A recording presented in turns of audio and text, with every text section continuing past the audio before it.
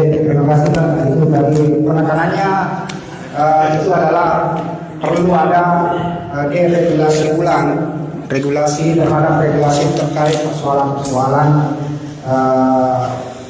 regulasi yang selama ini berjalan.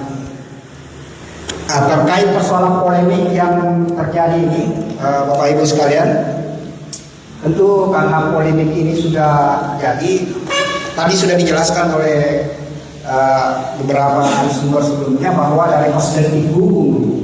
Nah, ini yang kita mau dengar dulu dari perspektifnya praktisi hukum terkait polemik ini. Di satu sisi memang secara hukum regulasi itu HGU PTPN 14 dalam hal ini perkebunan gula Arasoi ini adalah tebu.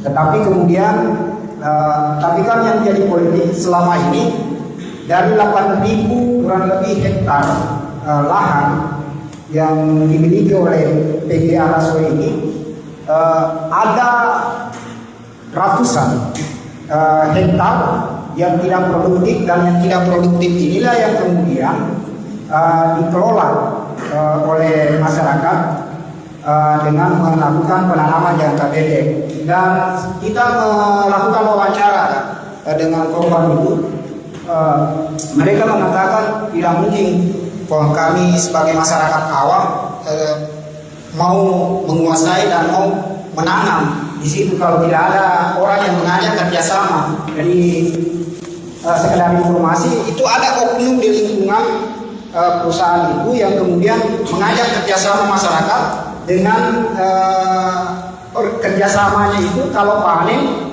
itu bagi hasil 10% ke perusahaan. Begitu, selama itu begitu. Jadi dan itu berjalan dari tahun ke tahun. Dan untuk tahun ini bukan hanya yang 6 orang ini yang menanam, tapi banyak sebelumnya yang menanam seperti itu. Jadi memang ada diskriminasi. Nah, kira-kira dari pandangan perspektif hukum ini, praktisi hukum, kira-kira bagaimana melihat proses hukum terkait polemik yang terjadi khususnya penggusuran ini? Silakan, waktu yang tepat ada Bapak Pipin Sanjaya SHMH. Pak Faisal itu Pak Pipin Sanjaya. Pak Faisal dulu kan dia punya pengalaman toh.